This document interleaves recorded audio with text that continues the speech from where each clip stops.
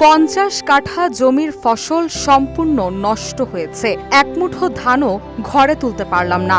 এভাবে কাঁদতে কাঁদতে আর্তনাদ করছিলেন এক কৃষক। তার কণ্ঠে ছিল অসহায়ত্ব, চোখে ভাসছিল ভাঙা স্বপ্নের ছবি। টানা বৃষ্টি আর উজান থেকে নেমে আসা ঢলে মুহূর্তেই তলিয়ে গেছে সারা বছরের পরিশ্রম। যেখানে সোনালী ধান দোলার কথা ছিল, সেখানে এখন শুধু থই থই পানি, আর সেই পানির নিচেই চাপা পড়ে আছে বেঁচে থাকার শেষ ভরসা। নেত্রকোনার খালিয়াজুড়ি উপজেলার হাওড়াঞ্চলে ভয়াবহ এই পরিস্থিতির সৃষ্টি হয়েছে টানা বৃষ্টি ও উজান থেকে নেমে আসা ঢলের কারণে।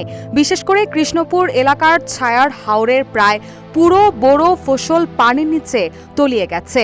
29 এপ্রিল দিনের বৃষ্টির পর বৃহস্পতিবার ভোরেই এমন করুণ চিত্র দেখা যায় বলে জানিয়েছেন স্থানীয়রা। কৃষকদের ভাষ্য, কয়েকদিনের ধারাবাহিক বৃষ্টিতে হাওরের পানি দ্রুত বাড়তে থাকে, ফলে শেষ মুহূর্তে এসেও অনেকেই ধান কাটার সুযোগ পাননি।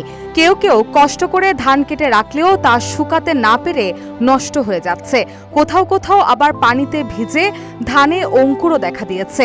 এদিকে লক্ষ্মীপুর গ্রামের কৃষকরা জানান, ফসল হারানোর পাশাপাশি গবাদি পশুর খাদ্য সংকটও তীব্র হয়ে উঠবে সামনের দিনগুলোতে। শুধু বৃষ্টি নয়, শ্রমিক সংকটও এই দুর্ভোগকে আরও বাড়িয়ে দিয়েছে। সময়মতো শ্রমিক না পাওয়ায় অনেক কৃষক চাইলেও ধান ঘরে তুলতে পারেননি। ফলে একদিকে কাটা হয়নি ধান, অন্যদিকে কাটা ধানও সংরক্ষণ করা যায়নি। দুই দিক থেকে ক্ষতির মুখে পড়েছেন তারা। এ বিষয়ে উপজেলা কৃষি কর্মকর্তা মোহাম্মদ দেলোয়ার হোসেন বলেন, উপজেলায় প্রায় 21,000 হেক্টর জমিতে বোরো ধানের চাষ হয়েছে।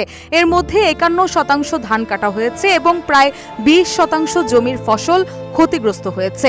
তবে স্থানীয়দের দাবি, প্রকৃত ক্ষতির পরিমাণ এর চেয়েও অনেক বেশি, যা সঠিকভাবে নিরূপণ না হলে সরকারি সহায়তা পাওয়া অনিশ্চয়তা তৈরি হতে পারে। এদিকে আবহাওয়া অধিদপ্তর সতর্ক করে জানিয়েছে, উত্তর পূর্বাঞ্চলে বৃষ্টিপাত অব্যাহত থাকতে পারে। এতে নতুন করে পানি বাড়ার আশঙ্কা রয়েছে, যা পরিস্থিতিকে আরও জটিল করে তুলতে পারে। এমন পরিস্থিতিতে স্থানীয় সংসদ সদস্য লুৎফুজ্জামান বাবর তার ফেসবুক পোস্টে ক্ষতিগ্রস্ত কৃষকদের পাশে থাকার আশ্বাস দিয়েছেন। তিনি জানান, অতিবৃষ্টি ও বন্যায় ক্ষতিগ্রস্তদের জন্য খাদ্য ও কৃষি সহায়তা দেওয়া হবে। পাশাপাশি প্রধানমন্ত্রী তারেক রহমান পরিস্থিতি পর্যবেক্ষণ করছেন এবং ক্ষতিগ্রস্তদের জন্য 3 মাসের খাদ্য সহায়তা ও পুনর্বাসন কার্যক্রমের ঘোষণা দিয়েছেন। হাওড়ের বিস্তীর্ণ জনপদে এখন একটাই প্রশ্ন, কবে ফিরবে স্বাভাবিকতা? রুশা সুর, নিউজ ডেস্ক, ইত্তেফাক।